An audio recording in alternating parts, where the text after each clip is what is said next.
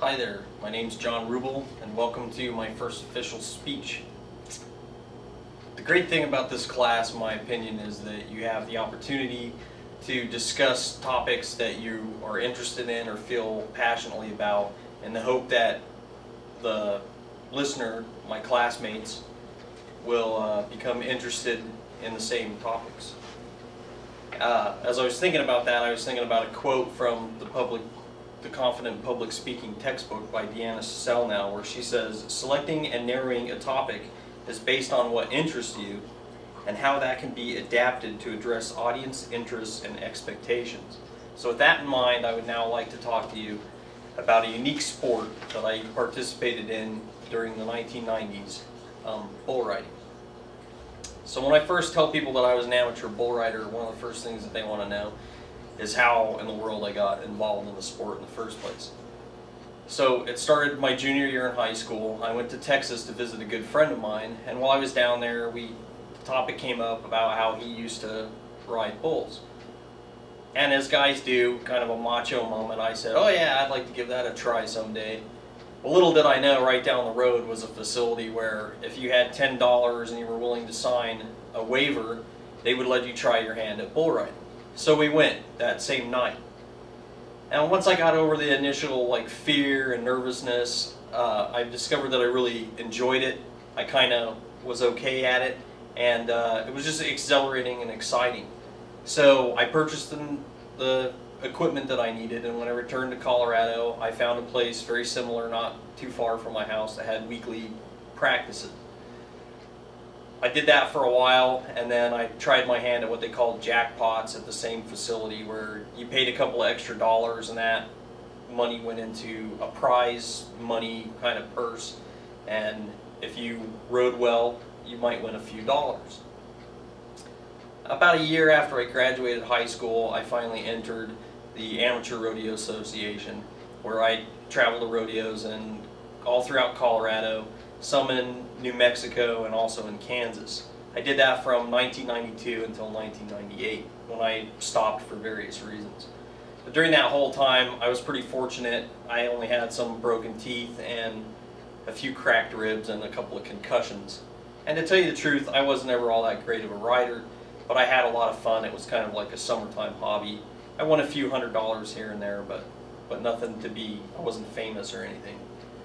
So now that you know how I got involved in the sport, I want to kind of talk about the basics of bull riding and just kind of give you some information on it. First of all, let's talk about objectives. The first objective is that you want to stay on the bull for 8 seconds.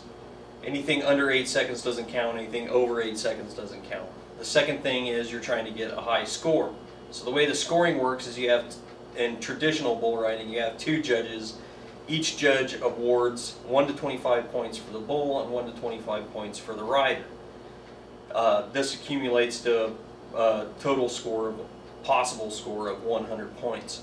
Now, in the more newer version of bull riding that you see, the professional bull riding, they have 4 judges, so it's 12.5 points each for the bull and the rider, and it's still a total possible score of 100 points.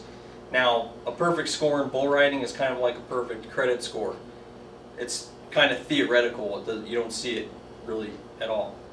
So let's move on to equipment. There's a few pieces of essential equipment, the first being the bull rope. Now, here's a picture. This is actually me on a bull here. You'll have to forgive me, this was taken in 1993, which explains why I'm sporting a mullet haircut. But anyway, aside from that, the first piece of equipment is the bull rope. Now, the bull rope is actually a bull rope, and it's actually a rope that's braided. It has a handhold braided into it. And the next piece of equipment is a glove, which you can't seem to find here. Here it is. We have a glove that is worn on the hand. The hand goes into the handhold that's braided in there, and the tail end of the bull rope loops through a loop. That enables you to cinch the bull rope tight. Bull rope's positioned right behind the hump and the front legs on the bull. Once your hand's in the handhold, the tail's pulled tight, then the tail's wrapped around the hand and it's held tight. Now, at the bottom of the bull rope on this big loop is a cowbell. It's a big heavy cowbell, and the purpose of the cowbell is for weight. So hopefully when the bull rider rides for 8 seconds, when he opens his hand, the weight of the cowbell pulls the slack out of the rope, which enables the bull rider to get his hand out, and also the rope just falls clear from the bull. The next piece of equipment is the spurs. They're just like any normal riding spurs, but they're angled a little bit, as you can see, and they also have a locked rowel so that the spurs hold on to the bull's hide better. Then, kind of not as important a piece of equipment in this next slide is shaps. You always see bull riders wearing shaps. They're more just for show, but they do provide a little bit of leg protection. So now I kind of want to talk about secondary things that are important in bull riding really fast. We have the flank strap. This is another rope, kind of similar to a bull rope, that goes around the hindquarters of the bull. And what it does is it's pulled tightly, just tight enough that it causes discomfort to the bull. There's no sharp objects in it. The flank strap does not go around the genitals, whatever you might hear. It's not a cruel thing, it's just for slight discomfort. What it does is it causes the bull to keep kicking. He's trying to kick it off, so it basically keeps the bull kicking for the full 8 seconds so that he stays bucking. Another secondary thing is the bullfighter. This is very important. The bullfighter's main job is to distract the bull and to protect the bull rider, but he also helps kind of maneuver the bull. So you can see that this guy in this picture is kind of causing the bull to follow him so that the bull will start spinning. The main thing though, a good bullfighter, if a bull rider is trapped or going to get hooked or stomped by the bull, a good bullfighter will jump in there and actually take a hit for a cowboy to protect them. So now we kind of covered the basics. We'll talk about we'll talk about technique. Go to this next slide. In my mind, there's two schools of thought on basic technique. The first one I call the lift and squeeze method. The bull rider lifts on his bull rope and squeezes with his legs. I find this method ineffective, especially with more agile and athletic bulls, and I'll explain that.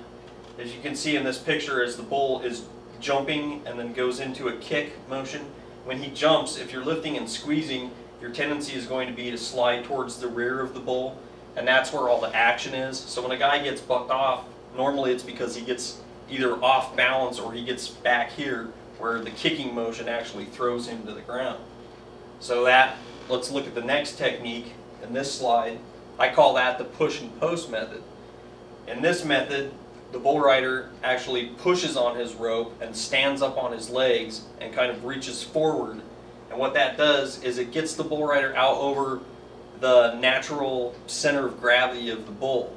This is the area where you're more stable because you're kind of following the bull's natural balance, and it keeps you from the back end of the bull, like I said, where the action is. This is a much more effective way to ride a bull, especially a more athletic, agile bull. So those, briefly, is just sort of the very basics of bull riding, how I got involved in it, kind of my take on it. Hopefully this interests you and informs you enough that if you're channel surfing and you happen to come across bull riding on TV, you'll be able to kind of pause and watch it a little bit, appreciate some of the finer points, and hopefully become a fan. Thank you.